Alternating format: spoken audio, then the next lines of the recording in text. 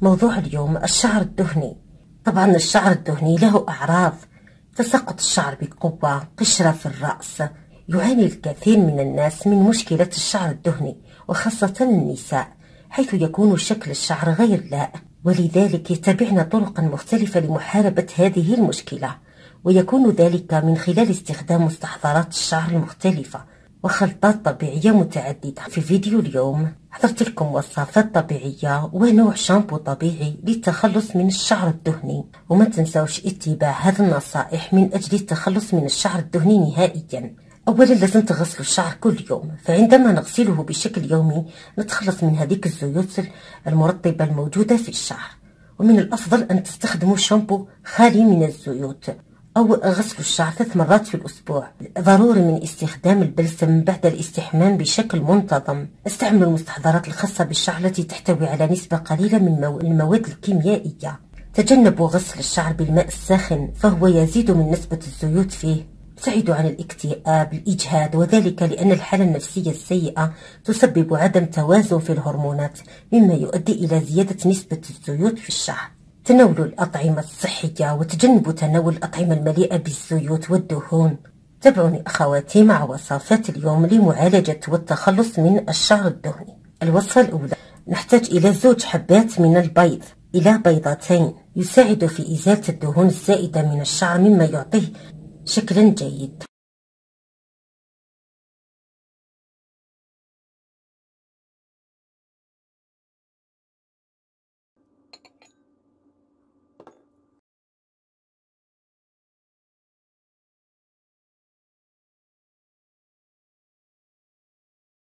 البيض يساعد على التخلص من الدهون الزائدة في الشعر، خصوصا الصفار. نضيف له عصير نصف حبة ليمون حامض.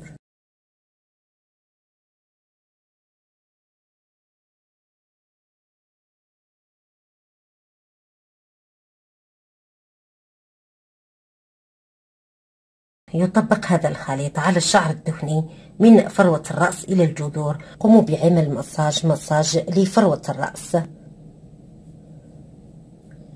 يعني تدليك بأطراف الأصابع، وقوموا بسحب الخصل خصلة خصلة هكذا.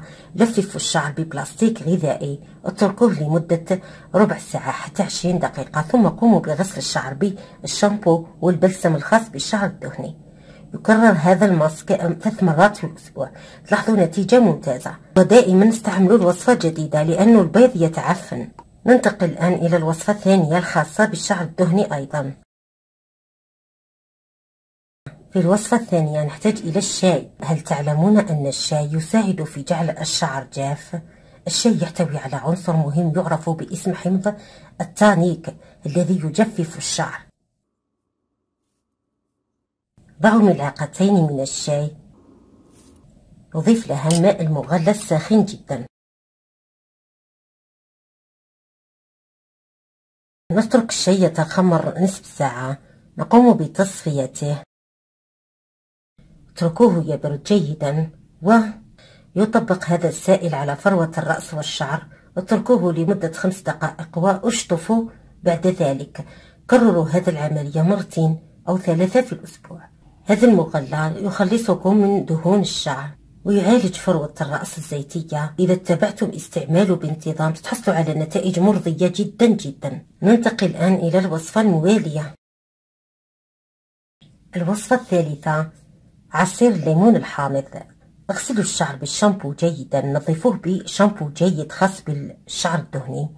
اعملوا مساج بعصير الليمون في فروة الرأس، تدليك خفيف، اتركوه لمدة 5 دقائق واشطفوا الشعر جيدا. الطريقة هذه إذا اتبعتوها بانتظام تخلصكم من الشعر الدهني، والوصفة صالحة للنساء والرجال أيضا. الوصفة الثالثة للتخلص من دهون فروة الرأس ودهون الشعر والشعر الدهني هو خل التفاح. ثبتت فعاليته في إزالة دهون الشعر وحتى القشرة. اغسلوا الشعر بالشامبو جيدا واشطفوه قليلا. مرروا القليل من خل التفاح على فروة الرأس والشعر كامل. اعملوا مساج، اتركوه لمدة 20 دقيقة واشطفوه. الطريقة هذه تزيل دهون الشعر بإذن الله. تطبقوها بانتظام 2 3 في الأسبوع. الوصفة الموالية: زيت اللافندر الأساسي، زيت الخزامة الأساسي. هذا ليس زيت عادي، هذا زيت أساسي تجدونه في شبه الصيدلية، البارافارماسي، المحلات التي تبيع الزيوت الأساسية. مركز جدا، قطرات منه تؤدي الغرض. ضيفوا مثلا 3 قطرات أو 4 إلى الشامبو الخاص بكم أثناء الاستحمام، وخلطوه جيدا وطبقوه على فروة الرأس. اعملوا مساج، غسلوا الشعر به جيدا، يخفف من دهون فروة الرأس والقشرة ويزيل القشرة أيضا. زيت شجرة الشاي الأساسي أيضا يزيل قشرة الرأس ويزيل الدهون من فروة الرأس. كذلك مع إضافة قطرات منه إلى الشامبو تزيل الدهون من فروة الرأس والزيوت من فروة الرأس وتجفف الشعر الدهني وتزيل قشرة الرأس أيضا. ضيفوا مجرد قطرات، لأن هذه الزيوت أساسية لا تباع عند العطار، هي تباع في شبه الصيدليات. هذه هي بعض وصفات اليوم للتخلص من الشعر الدهني. نتمنى تختاروا منها المناسب لكم وكل واحدة حسب ميزانيتها.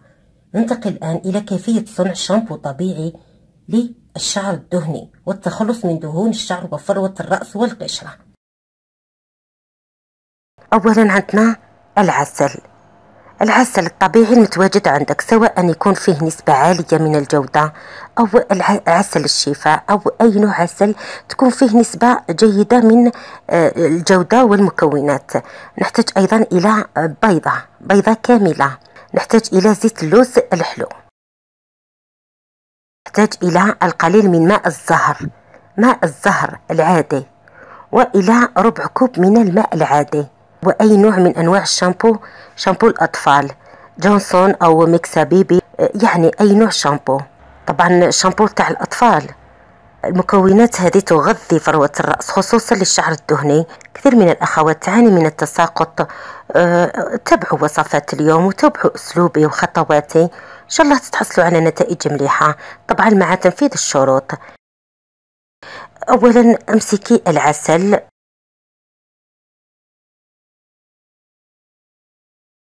نضيف زيت اللوز الحلو إلى العسل،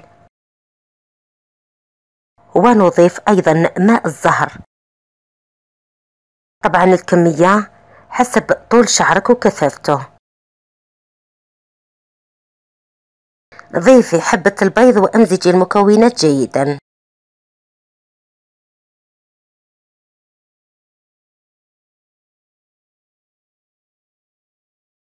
ثم نضيف القليل من الشامبو، شامبو الأطفال.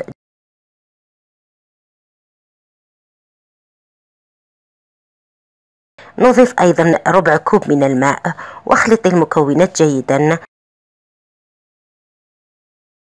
ملاحظة أخواتي، الشامبو هذا يستعمل استعمال فوري، يعني كل مرة تكوني راح تستعملي هذا الخلطة استعمليها جديدة، لأنه فيها البيض والبيض يفسد يعني يتعفن. استعمليه فورا، وفي المرة القادمة اصنعي كمية جديدة، لا تحتفظي بالباقي. قومي بغسل الشعر بهذا الشامبو مرة أو مرتين في الأسبوع، مع تدليك الفروة أثناء الغسل ومحاولة عمل مساج من أطراف الشعر، يعني من جذور الشعر إلى الأطراف. داومي عليه، يعطيك نتائج ممتازة. نحتاج إلى القهوة ونحتاج إلى شامبو الأطفال. أي نوع شامبو عندك خاص بالأطفال اختاري، يعني النوعية يعني لا تتقيدي بالموجود عندي. ضعي ملعقتين كبيرتين من شامبو الأطفال. طبعا هذا النوع من الشامبو يعني الصنع يكون فوري، اصنعيه فورا واستعمليه، وكل مرة اصنعي كمية جديدة. أضيفي لي إلى الشامبو القليل من القهوة العادية العربية المتواجدة في كل بيت أو التركية، ملعقتين إلى الشامبو. وضيفي الدارسين القرفة. الدارسين توقف تساقط الشعر، تغذي الشعر، لكن هذا الشامبو خاص طبعا بالشعر الأسود البني الغامق، اللون الغامق، وليست صاحبة الشعر الأشقر. ضيفي زيت الفيتامين إلى فيتامين أو، الفيتامين ها إذا كان غير متوفر عندك ضيفي أي نوع فيتامين خاص بالشعر متواجد عندك.